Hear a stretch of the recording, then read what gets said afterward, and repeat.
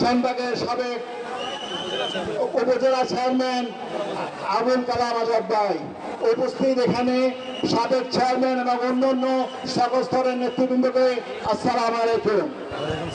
আমি সর্বপ্রথম আপনাদেরকে কৃতজ্ঞতা প্রকাশ করছি।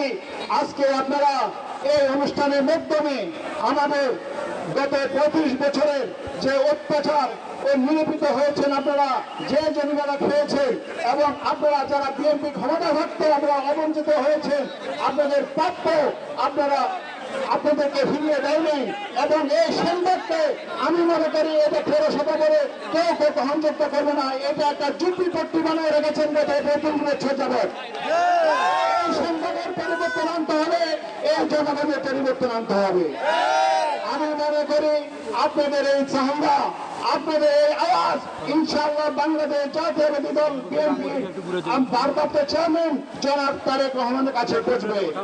আমি মনে করি আপনাদের এই আওয়াজ, এই জনগণের ঐক্যবদ্ধ এই আওয়াজ ইনশাআল্লাহ আমাদের বিএনপির কেন্দ্রীয় নির্বাহী কমিটির সকল নেতৃবৃন্দের কাছে পৌঁছে যাবে। আমরা আশা করি, শুনুন, সম্ভাব্য প্রার্থী বলতে একটা প্রার্থী দিয়েছিল শানবাগ এবং বাংলাদেশ। আমি মনে করি এটা একটা ভালো কাজ করেছে। সম্ভাব্য বলতে আপনাদের উপরে ছেড়ে দিয়েছে, আপনারা এবং নির্বাচিত করবেন, তাকে দিবেন তাকে দিবেন না। আপনারা যে সম্ভাব্য বলতে এটাই বিচার আপনাদের উপরে ছেড়ে দিয়েছে। আমি মনে করি আগামীতে আপনারা যেটা জজ করবেন, যেটা নির্ণয় করবেন, সেটাই হবে। আমি মনে করি গত 35 বছর যাবৎ কাজী সাহেব এই শানবাগ সোনাইমুড়ির জন্য অনবরত কাজ করে গিয়েছেন এবং আপনারা সবাই সহযোগিতা করেছেন এবং আমি আসার পরও আমাকে সর্বোচ্চ সহযোগিতা করছেন। আমি মনে করি আমার কিছু নেওয়ার নাই শানবাগ থেকে, সোনাইমুড়ি থেকে আমার কিছু নেওয়ার নাই। আমি শুধু আপনাদের একটু দোয়া চাচ্ছি, যে দোয়ার বিনিময় ওই দুনিয়াতে যাই জবাবদিহিতা করতে পারি যে শানবাগ সোনাইমুড়ি মানুষের জন্য কিছু করে এসেছি। আমি প্রবাসে গত 40 বছর কাজ করছি। প্রবাসের রেমিডিস দিয়ে যে বাংলাদেশ সচ্ছল অবস্থা আছে, সেই রেমিডিস যুক্ত আমি যদি প্রবাস থেকে রেমিডিস আনতে পারে বাংলাদেশকে সচ্ছল করতে পারি, তাহলে বাংলাদেশ যদি আমাকে একটা দায়িত্ব দেয়, সেই দায়িত্ব আমি অবশ্যই পূরণ করতে পারবো। আমি আপনাদের সন্তান, কাজী সাহেব আপনাদের সন্তান। আমাদের এখান থেকে আপনারা গত 35 বছর যাবৎ কাজী সাহেবকে দেখতে পাচ্ছেন, উনার কোনো দুর্নাম নাই।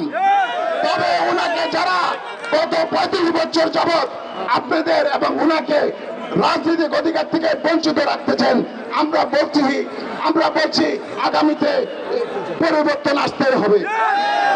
পরিবর্তন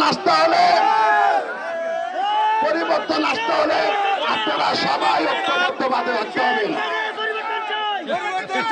আমাদের এখানে মা বোনদের নিরাপত্তার সবচেয়ে বড় কথা হলো, আমার শানবাগ সোনাইমুড়ির মা বোনদের নিরাপত্তা দিতে হবে। আমাদের কর্মসংস্থান সর্বোচ্চ অধিকার হবে কর্মসংস্থান। আমাদের শানবাগ সোনাইমুড়ির লক্ষ লক্ষ মানুষ বেকার আছে।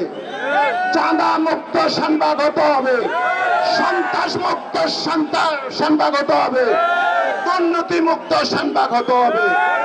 আমরা ভুলে গেলে চলবে না। গত 35 বছর যাই করছেন, গত 1 বছর যাবৎ আপনারা আমাদেরকে প্রতিষ্ঠিত করার জন্য লক্ষ লক্ষ কোটি কোটি টাকা চাঁদা তুলছেন, আমরা দেখছি। আমরা সময় মতো উত্তর দেব। সময়ের অপেক্ষা করেন, আল্লাহ ছাড় দেয় কিন্তু ছেড়ে দেয় না। আমরা সেই অপেক্ষায় করছি। আগামীতে যেন আমরা সবাই ঐক্যবদ্ধভাবে যদি আমাদের কাছে থাকেন, আমাদের সাথে একত্র প্রকাশ করেন, তাহলে অবশ্যই এই শানবাগ সোনাইমুড়ির পরিবর্তন হবে। সময় খুবই কম, আমি নামাজের টাইম হয়ে গেছে, বেশি সময় নাই। আজকে আমার প্রধান অতিথি আপনাদেরকে কিছু কথা বলবে, আপনারা শুনবেন।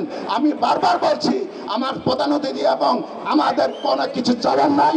আমরা একমাত্র শানবাগ সোনাইমুড়ির জনগণের জন্য, আপনাদের অধিকার আদায়ের জন্য। যদি এই শানবাগের ভিতরে আমাদের মৃত্যু হয়, আমি সেই মৃত্যুবরণ করে নেব। ভয় পাওয়ার কিছু নাই। গত 1 মাস আগে মরে গেছিলাম, 2 বার অপারেশন হয়েছে।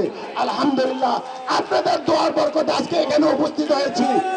আপনাদের এই দোয়া নিয়ে যেন আগামীতে সেনবাগের মানুষের অধিকার প্রতিষ্ঠিত করতে পারি এই বলে আমার বক্তব্য শেষ করছি।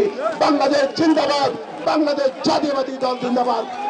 আসসালামু আলাইকুম। আপনারা আমার দেশ নেত্রী বেগম খালেদা জিয়া অসুস্থ, এনার জন্য অবশ্যই দোয়া করবেন।